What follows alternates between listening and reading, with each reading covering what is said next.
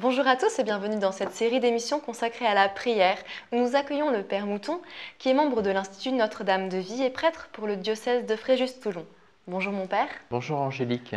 Mon Père, dans une première émission, nous avons vu qu'il était vraiment possible de rentrer en relation avec Dieu, que Dieu nous écoute. Mais justement, existe-t-il plusieurs manières de prier? Comment prier? Alors bien sûr, il existe plusieurs manières de prier. On est toujours dans le contexte de la prière chrétienne. Et en découvrant, je crois que c'est très important de souligner ce point-là, c'est que la prière n'est pas tant un exercice qu'une véritable vie. Je crois que c'est important parce que, avant de partir dans des questions un petit peu de technique, entre guillemets, de technique de prière chrétienne, dire que la prière est une vie parce que c'est une relation avec le Dieu vivant qui nous appelle à entrer non seulement en relation avec lui, mais en pleine communion avec lui, avec ce Dieu Trinité qui est Père, Fils et Saint-Esprit. Alors, c'est l'occasion pour moi peut-être d'inviter nos spectateurs ou auditeurs, comme l'on veut, à se reporter au catéchisme de l'Église catholique dans sa dernière partie sur la prière, justement la prière chrétienne, qui est une véritable mine d'or, vraiment un morceau d'orfèvrerie chrétienne, je dirais, où la question de la prière est abordée à la fois avec toute la richesse des références à l'Écriture, aussi au Père de l'Église, au maître spirituel, mais aussi en prenant en compte de façon très moderne, c'est-à-dire très existentielle aussi, toutes les difficultés que nous pouvons rencontrer dans la prière. Et justement, le catéchisme aborde la question des formes, différentes formes de la prière, mais aussi des différentes expressions de la prière.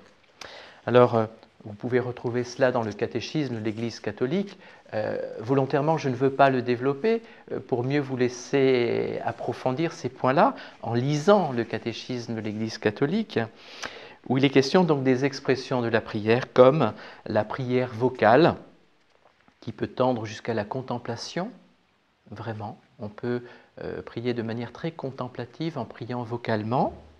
La méditation, qu'on aura l'occasion d'approfondir un petit peu, ainsi que l'oraison thérésienne, l'oraison silencieuse. Et puis, ensuite, le catéchisme aborde toutes les difficultés, le combat de la prière. On se rappelle cette expression extrêmement forte de Thérèse d'Avila qui dit « Parfois on part à l'oraison comme on part à la guerre ». On part à l'oraison comme on part à la guerre, mais alors qu'est-ce que c'est l'oraison?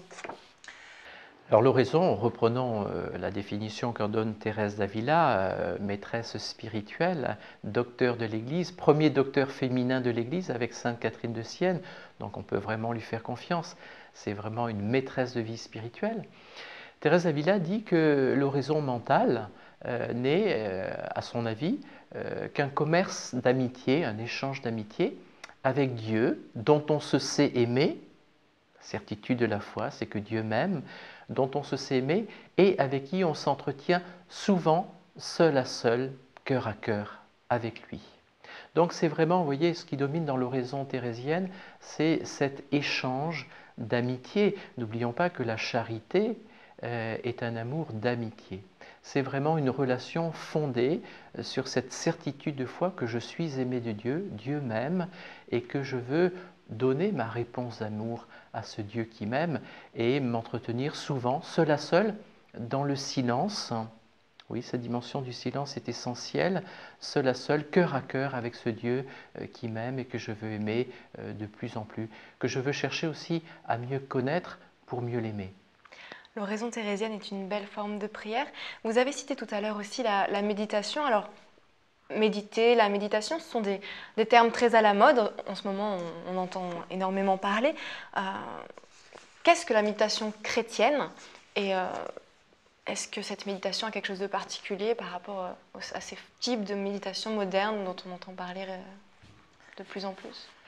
Oui, alors je pense, Angélique, vous faites allusion à la méditation transcendantale. Je suis loin d'être un spécialiste, mais ce n'est pas le chemin de la méditation chrétienne. La méditation chrétienne, c'est effectivement une recherche. Le catéchisme, de manière très belle, dit que cette méditation chrétienne, au sens chrétien du terme, met en œuvre la pensée, l'imagination, l'émotion et le désir, c'est-à-dire toutes les cordes du cœur humain d'une certaine manière. Mais restons sur ce but de la méditation en recherche, c'est une recherche avec donc toutes les dimensions en quelque sorte de notre être, de l'intelligence éclairée par la foi, mais pas seulement l'intelligence, l'émotion, le désir.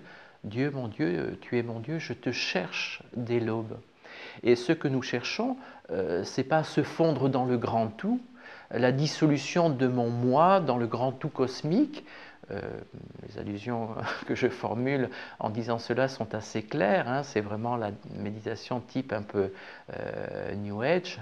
Non, je ne cherche pas à me dissoudre dans le grand tout, je recherche précisément à m'unir à celui qui est ma source, qui est ma vie, qui est au principe de tout mon être, c'est-à-dire Dieu, et un Dieu personnel. Notre Dieu Trinité est un Dieu personnel, dans la personne du Père, celle du Fils et de l'Esprit Saint. Donc c'est vraiment une recherche pour entrer justement en communion avec ce Dieu personnel. Alors cette recherche peut s'appuyer d'abord sur les Saintes Écritures, aussi bien l'Ancien que le Nouveau Testament d'ailleurs, plus particulièrement le Nouveau Testament, plus particulièrement l'Évangile. Et c'est ainsi que la méditation chrétienne va pouvoir devenir aussi lectio divina. Alors je pense que là, un moine, une moniale serait bienvenu pour répondre encore plus précisément. Ce n'est pas mon propos de développer la lectio divina, mais voilà, c'est une des façons que peut prendre la méditation chrétienne, une des formes que peut prendre la méditation chrétienne. En tout cas, gardons cette idée de recherche et on cherche précisément le Seigneur à mieux entrer dans sa parole, parce que sa parole est vivante, parce que sa parole est plus pénétrante qu'un glaive à deux tranchants qui rejoint vraiment le plus intime de notre cœur au sens biblique, encore une fois, le siège de nos émotions, de notre désir, mais aussi le lieu de la décision, de l'option pour Dieu ou malheureusement contre Dieu. Merci mon Père. Le Seigneur nous écoute et nous sommes appelés à le chercher. La prière est une recherche de Dieu. Dans la prochaine émission, nous verrons justement comment savoir que Dieu nous répond.